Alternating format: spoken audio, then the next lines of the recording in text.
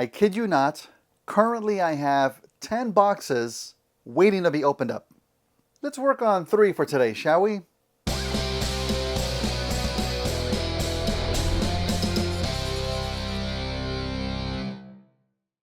Hello everyone, welcome back to Outside the Box. Taking just a little bit of a break from our live streams of our core class Spike and Daniel, and it's been a ton of fun so far, I can't lie. But if you haven't been able to catch me live, links are down below to those videos. You can definitely catch a more fuller picture of what it is that I do in my custom project, so hope you can check them out. Today though, we've got 3 more boxes to get to, and I'm still working from oldest to newest. I'm not sure if I've still had these since last year. Yeah, I really have no idea what's gonna be in here now. I mean, some of them I have an idea, but I don't know which box they're gonna be in. There's only one way to find out. Okay, looks like there is another package box inside of here, which is good. I do appreciate that. What the hell is this? This says Gallery? Gale, A-Series, Swallowtail, and Rex? What am I even buying here? What the hell is this? All right. Here, we're all gonna find out together here. Oh, well, yeah, well, of course it makes sense. This is not a Transformer at all. This is an Airbrush set. Shoutouts for Dom in the Discord for letting me know about this set. It's a collaboration between the company, I think it's pronounced Gallery, I don't even know, between them and Barbados Rex. And the pre-order for these have been going pretty fast too. Dominic Zen was kind enough to let me know when they're available to pre-order, and I jumped at the chance. Okay, that is some pretty nice packaging here. It gives you just a real full diagram of a breakdown for the airbrush itself. That's pretty cool, not too bad. Oh, and this is a trigger airbrush too. You can tell here from the back. My very first Iwata was a trigger airbrush, which I loved. It seemed a heck of a lot easier to use, but it ended up not lasting me very long. Very much my fault though, I wasn't very good at cleaning them. I did end up buying another one and it's still brand new in the box. I think I'm a little paranoid in using it again, but it's a wonderful airbrush to use. I'm hoping this one's gonna be as well. We have this in here. Just kind of a note from the company, from Barbados Rex, I guess. We have a quick start guide in here. Do's and don'ts of airbrushing. I can always learn new things about airbrushing. Yeah, I'll definitely be keeping this. Such a nice packaging just for that. Wow, I'm impressed. I'm impressed already. Hopefully it's good quality. Here we go. Oh, wow. Okay. I mean, it looks real nice. You get some extra parts here, which Iwatas do not typically come with extra pieces like this. That's always appreciated. And a good benefit of this set is that it comes with different size needles too. Okay. All right. Well, it feels nice. This does not seem like a cheap airbrush. I will have to take it for a test spin, hopefully pretty soon. And you do also get 2 different size fluid cups too. That's very nice. I think I typically go for the bigger one, just because I'm lazy. You get a nice tube of lube for the airbrush, I'm guessing, right? Yeah. And the other needles as well, which they even have their own protective little cap on them. I've never seen an airbrush do this, but that's awesome.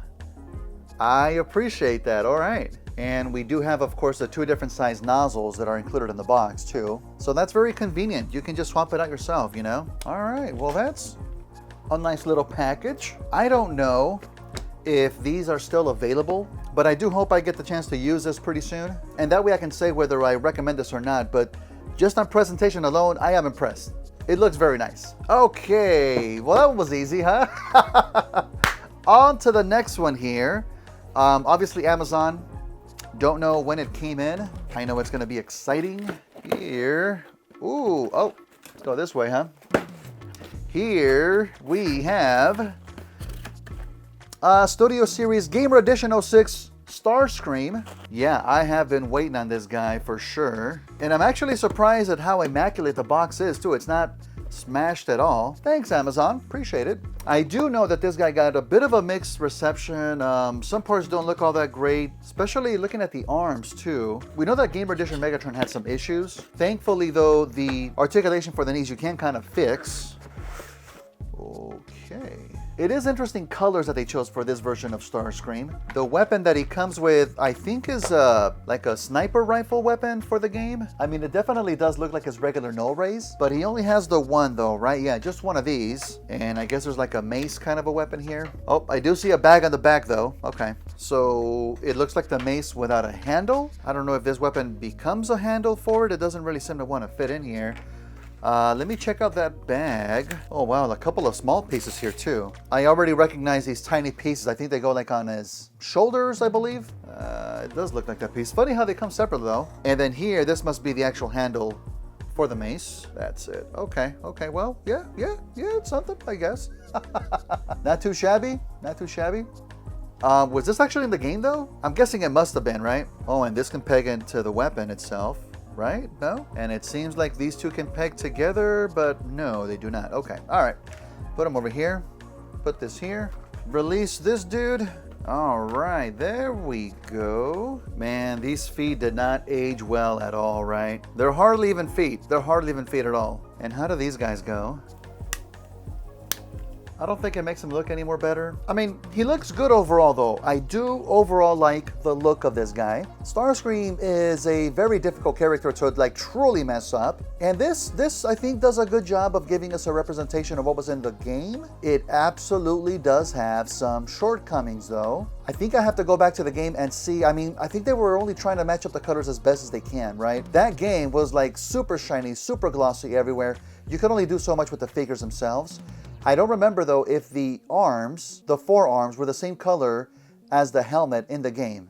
I'm not sure. It may have been. But again, these feet though, I know that's how they were in the game, but I'm not I'm not really digging them. I'm not digging them at all. But at least we got something that's accurate. I think the original figure was pretty accurate in that regards too though. These sections that we also just pegged on that came in separately, I mean, they do kind of stick out. And I know that that's something that Starscream has as part of his design in the game, but it just looks a little bit different here in this toy form. I'm guessing it has to do something with the transformation, right? Now, what I do love, however, is how he looks in the back. These wings are not that big, but they're accurate to how they looked in the game. And it has these extra wings here in the middle as well. That looks gorgeous. I absolutely love that. Pretty sure he had them like that in the game too. I remember one of the designers talking about why Starscream had such small wings in the game. And the reason for that is because you're looking at this character so much from the back, you can't have the full-size wings just blocking the entirety of the character. So it makes sense. And they got that look down perfectly here in the figure. Now, what's interesting though is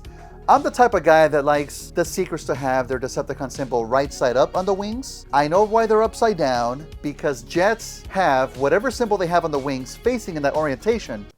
But why would Starscream give a shit? So having upside down Decepticon symbols never look good to me. Sadly, on the back, they are upside down, which sucks. I don't know if the game actually has that. But on the front, hey, they're right side up. Okay, so I can't get too mad, right?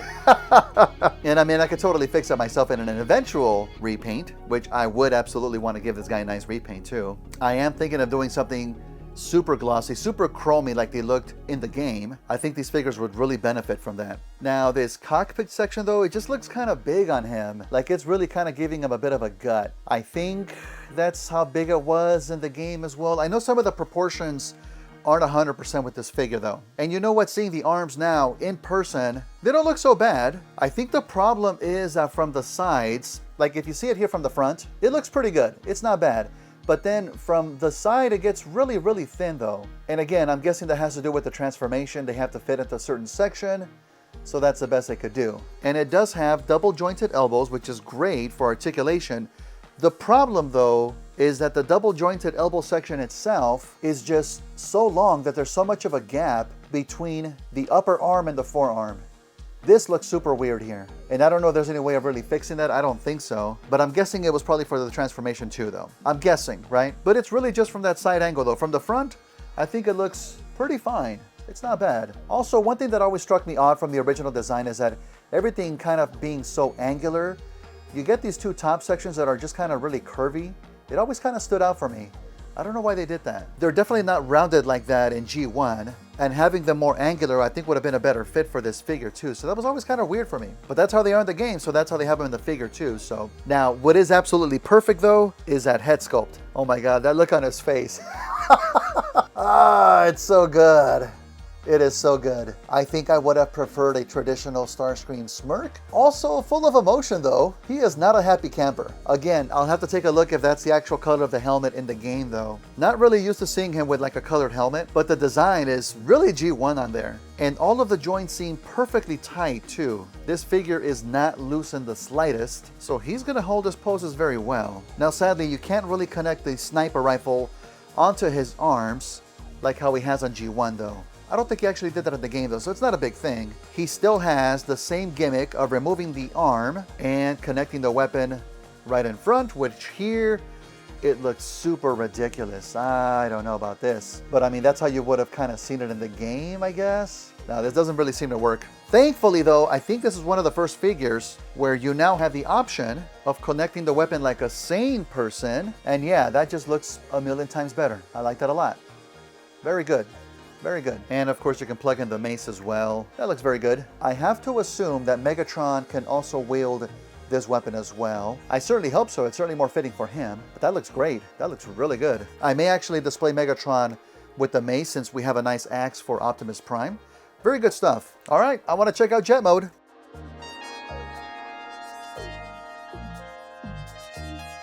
I don't know how successful they managed to give us the jet mode for this Starscream. It does look like what it looked like in the game, kind of. But again, a lot of the proportions seem to be off, though. It seems almost a bit elongated. I don't know if that's really how long it was in the game, and I think I have it correct. Everything did kind of snap into place, but yeah, I don't know. This just looks a little bit off. What's worse is that the arms are really just hanging out right below the cockpit here. They're not hidden very well at all. No, that's not the greatest. And this is where the smallness of the wings really stands out. Or it doesn't stand out at all. Like, I guess it is more of like a very fast hover vehicle. I mean, it goes as fast as a jet in a game, but it can also hover there. And then it has like these other tiny little wing bits that kind of fold out of the legs. This isn't really doing anything for me. In fact, it would have been cool if this was like an actual bigger wing to kind of complete the look, but I know it's not like that in the game, so it is what it is. One thing I do like though is how the other wings that were on the back kind of rotate to give us, I guess, kind of like a Tetrajet kind of a look to it. That's really cool. I do like that very much. But yeah, overall though, it's all right. And I don't think I had really high expectations going in too. I just think that all of the Gamer Edition figures are kind of gonna fall short in some aspect, either with the bot mode or with the vehicle mode. I don't know, this just could have been better, but it's still not complete trash, I guess. I don't know. It's okay, it's not bad. All right, let's get it back into bot mode. All right, dude, you're gonna go right there. Okay, one more. And this one, I'm not even sure it is a Transformer.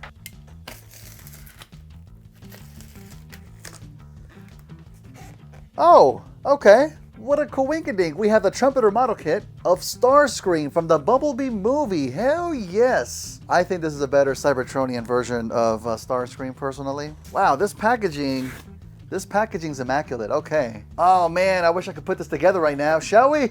Shall we? No, we're not. We are not. Just taking a look here at the box first.